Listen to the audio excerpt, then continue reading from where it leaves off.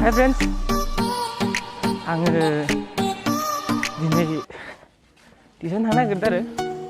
ओमफ्राय टिउसन थांनायाव एसे गोजान नालाय ओमफ्राय दिनै फार्स्ट टाइम लाखादों आरो माने क्लास 12 आव फार्स्ट टाइम लाखादों ओंखायनो नोंसोरनो आं दिनै जायगा देखायलांनो नागिरदों आरो नायलांदो नोंसोरो जायगाफोरखौ नायलांबानो जागोन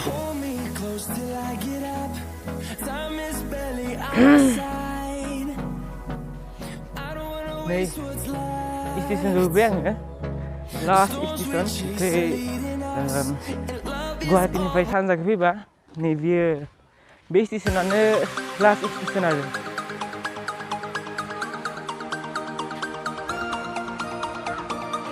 नै बिथिं आरो दं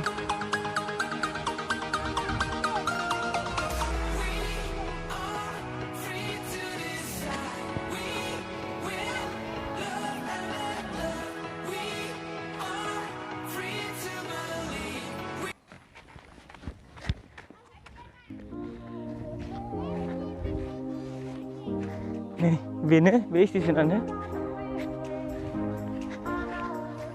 last station na ओंखायनो सोरबाफोर बिराद नायनो लुगैनाय जुदि जेनेबा last जुदि नायनो लुगैनाय ओमफ्राय आंबोथ' बिराद जायगा बेरायखायो जेराव जायगा बेरायना मोजां मोनो दाथ' लकडाउन नङाबा आङो मा जायगा बेरायोमोन ओमफ्राय नोंसोरो नायदो आरो बिदिनो last station नालाय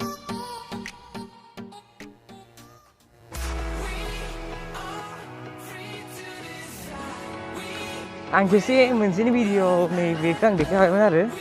बे स्टेसनखौ मोजां देखायखाबाय आं जाय नुवाखै नायबानो जाबाय आङो डिसक्रिपसनाव लिंक होना होगोन जाय नुवाखै नायबानो जाबाय आरो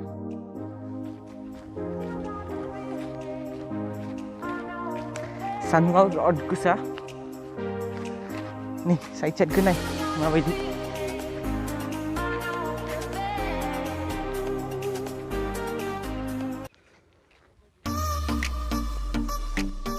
नै बेनि स्टेसना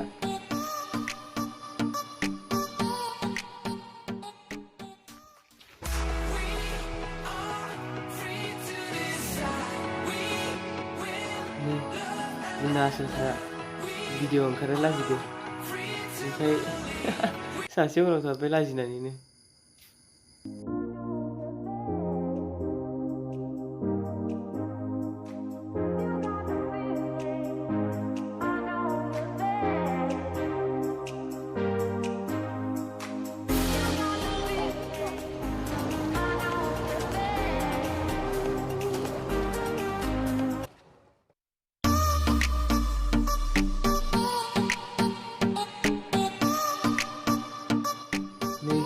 बेयावबो सानैसो जोंनि लोगोफोर दङ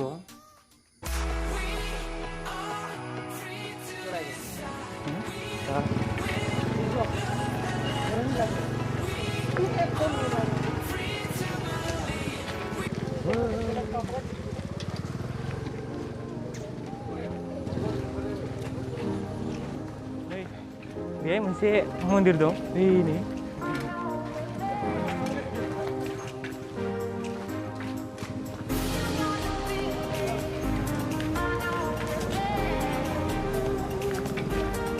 जायगाफोरा मोजां ना लोगोफोर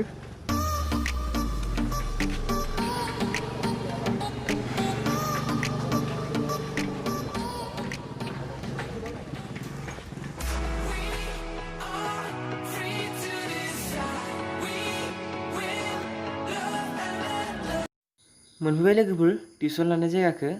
नोंसोर दसे थाथ'दो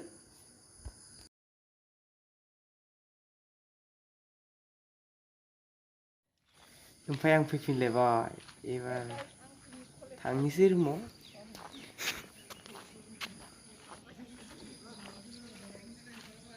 नै जोंना सासेया लास्ट जाबोदों ओमफ्राय नै आरो माखासे सिगाङाव दं आरो नै बेनि जोंनि कलेजआ सोर माला खुलिबावगोनलै जोंनालाय कलेजआलाय आरो बे क्वारेन्टाइननि मानसि दोनबावदोंमोन गोजान गोजाननिफ्राय लाबोनाय जोंनि बे कलेजाव माला खुलिगोन कलेजआ हे भगवान तूने तो सभी का जोरी बनाते हो कोरोना की भी तो कोई जोड़ी बना दो। घर बनाकर शायद कहीं बेच जाए।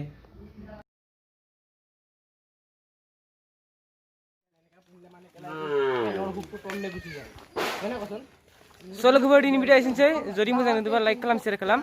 आरो आंनि चेनेलखौ बयबो साबसक्राइब खालामदो आरो एसेनोसै लोगोफोर।